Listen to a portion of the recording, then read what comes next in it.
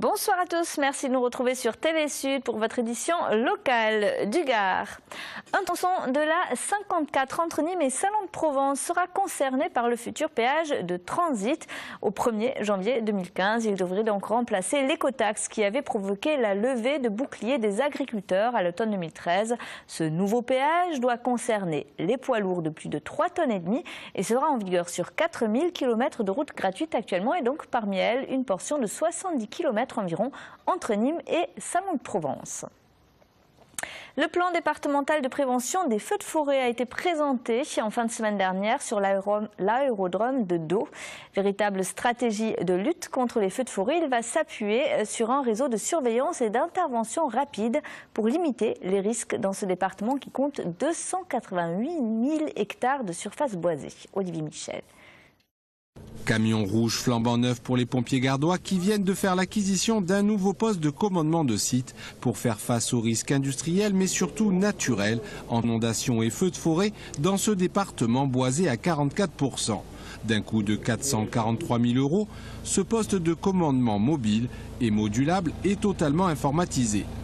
Il crée autour de lui une bulle Wi-Fi, ce qui lui permet également de récupérer des images vidéo, éventuellement d'un avion ou d'un drone qui aurait filmé un sinistre, ou de personnes qui sont engagées sur des opérations particulières. Et ça permet à la base arrière de savoir exactement ce qui s'y passe. Autre nouveauté du dispositif de feu de forêt 2014, le renforcement du guet aérien avec un deuxième appareil. Un mode de détection mobile préféré aux tours de guet qui en 4 ans sont passés de 12 à 4, mais qui semble faire ses preuves. L'an dernier, il y a eu 1600 départs de feu.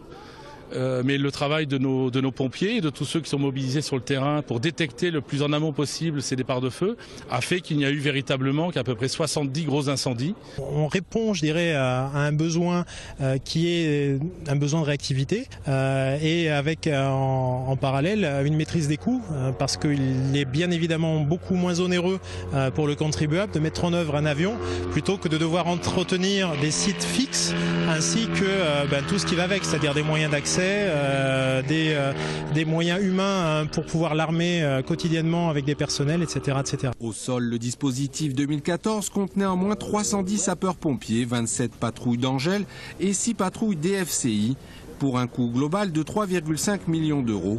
En 2013, dans le Gard, 64 hectares de végétation avaient brûlé, un chiffre qui pourrait être dépassé cette année où 50 hectares ont déjà brûlé, notamment à Congénie. À Montpellier, le musée Fabre consacre une grande rétrospective à Claude Viala. À travers plus de 150 peintures, dessins et objets, l'exposition estivale doit retracer l'œuvre de cet artiste contemporain nîmois qui a exploré la matière et les techniques picturales, notamment sur toile. Âgé aujourd'hui de 78 ans, le peintre crée toujours dans son atelier du centre-ville de Nîmes. Visite guidée, Lucine Lorgue et Céline Durchon. C'est dans une rue discrète du centre-ville de Nîmes que Claude Viala ouvre les portes de son atelier. Un endroit intime où sont entreposés pinceaux, tissus, outils et dans lequel il passe la plupart de son temps. Il dévoile les copies retravaillées des toiles qui seront exposées en juin au musée Fabre. Une rétrospective d'envergure qui réunit près de 200 œuvres, le fruit de 60 années de travail. Ça présente mon travail d'un certain nombre d'années, c'est-à-dire un peu un choix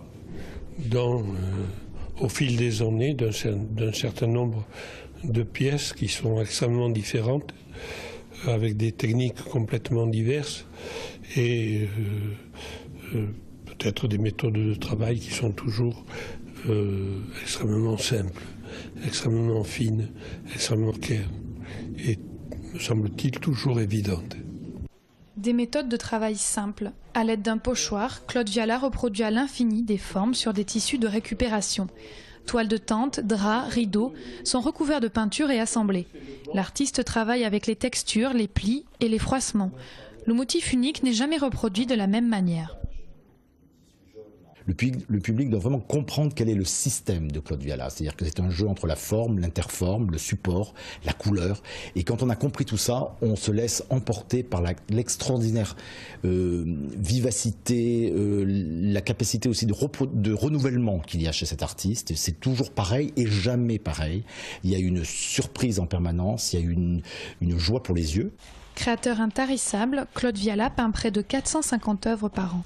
La sélection réalisée pour cette rétrospective retrace les périodes clés de son œuvre. C'est la fin de ce journal. Merci de l'avoir suivi. On se retrouve à 20h30 pour l'info de votre région. À tout à l'heure.